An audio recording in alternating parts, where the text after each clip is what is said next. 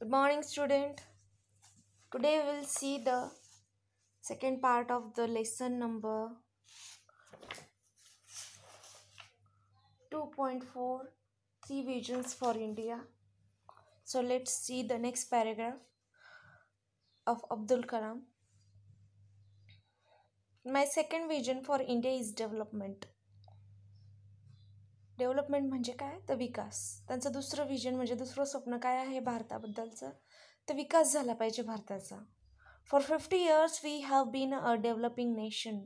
50 वर्षापासून आपण विकसनशील देश म्हणून आहोत. It is time to see our self as a develop nation. आणि हीच ती वेळ आहे ज्या ठिकाणी आपण स्वतःला डेव्हलप नेशन, विकसित देश म्हणून बघू शकतो. डेव्हलपिंग नेशन म्हणजे विकसनशील, म्हणजे ज्याचा विकास अजून चालू आहे. आणि डेव्हलप नेशन म्हणजे विकसित देश, म्हणजे ज्या देशाचा संपूर्ण विकास हा झालेला आहे अशा नेशनला आपण डेव्हलप नेशन असे म्हणत असतो. पण सध्या आपण 50 वर्षापासून काय बघतोय की आपण काय आहोत? विकास करणारा देश आहे, विकास झालेला देश नाही. We are among the top 5 nations of the world in the term of gross domestic product. GDP म्हणजे जे काही प्राथमिक आपण प्रोडक्शन काढत असतो, उत्पादन काढत असतो, त्या उत्पादन काढण्याच्या जे काही टॉप 5 नेशन्स आहे त्या टॉप 5 नेशन्समध्ये आपलं नाव आहे. We have 10% growth rate in most areas. आणि खूप साऱ्या एरियाजमध्ये आपल्या देशाची जी ग्रोथ आहे, वाढ जी आहे ती 10%नी आहे. Our poverty levels are following and our achievements are being globally recognize today. आपले जे काही आपल्याकडे जी लोक दरिद्री देश किंवा गरीब देश म्हणून बघत होते त्यांचे आता व्ह्यू चेंज व्हायला लागले आहे. ते सध्या आता आपल्याला काय म्हणतात? Globally recognize means notice and accept all over the world. जग आपल्याला, आपल्या अस्तित्वाला मान्यता द्यायला लागलेलं आहे की हो, भारत म्हणून पण एक देश आहे आणि ते पण खूप काही करू शकतात, म्हणून अशा नजरेने ते आपल्याकडे बघायला लागले आहेत. Yet we lack the self confidence to see our self as a develop nation. पण आपल्यामध्ये सध्या एका गोष्टीची कमतरता, ते आहे सेल्फ कॉन्फिडन्स, स्वतःचा आत्मविश्वास. या आत्मविश्वास जर वाढत असेल तर आपल्याला डेव्हलप नेशन, विकसित देश होण्यापासून कोणीही रोखू शकत नाही.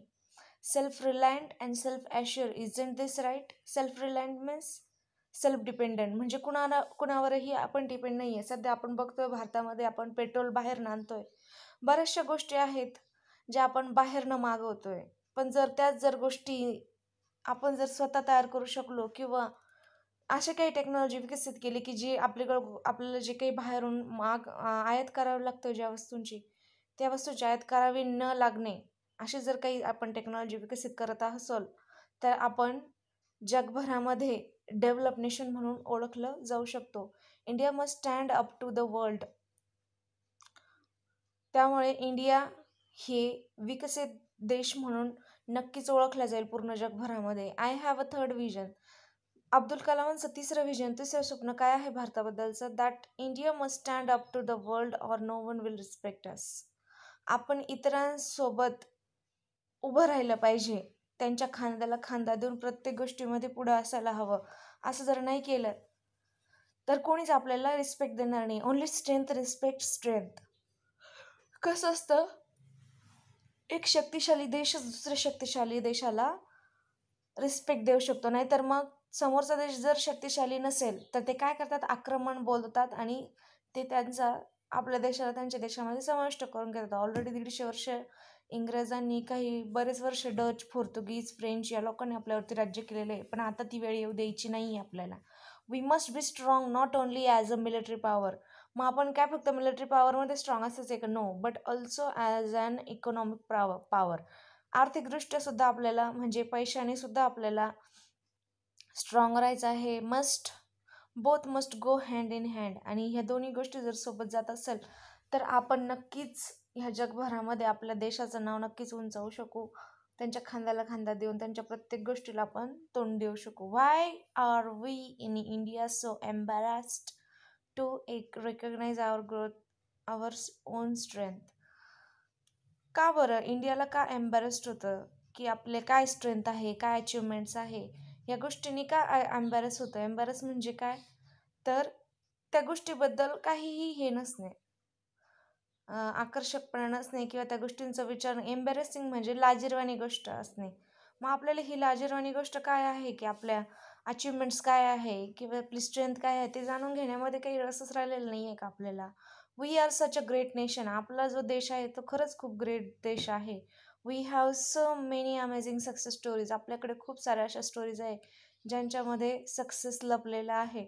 But we refuse to acknowledge them. पण आपण त्याच्याकडे दुर्लक्ष करतो, त्याला समजून घेत नाही, जाणून घेत नाही त्या गोष्टी. Why? We are the second largest producer of wheat in the world.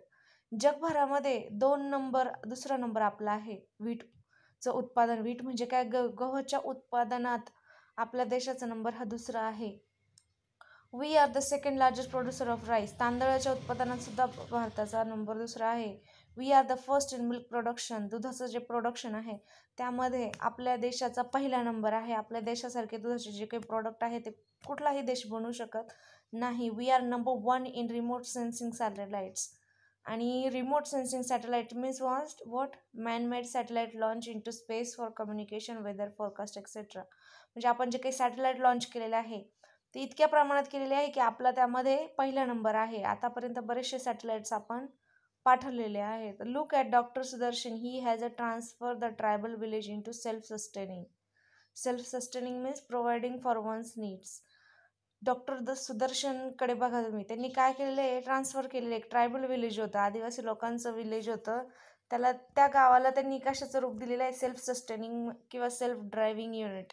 म्हणजे स्वतःच्या गोष्टी स्वतःच तयार करून त्याच आपल्या इतरांमध्ये प्रोव्हाइड करणं, असं गाव त्यांनी तयार केलं. There are millions of such achievements. आणि अशा खूप साऱ्या अचिव्हमेंट्स आहेत आपल्या. But our media is obsessed only with bad news and failures and disasters. पण आपली जी मीडिया आहे, न्यूज चॅनल्सवाले जे आहे दाखवतात, ते काय दाखवतात? फक्त अबेस्ड.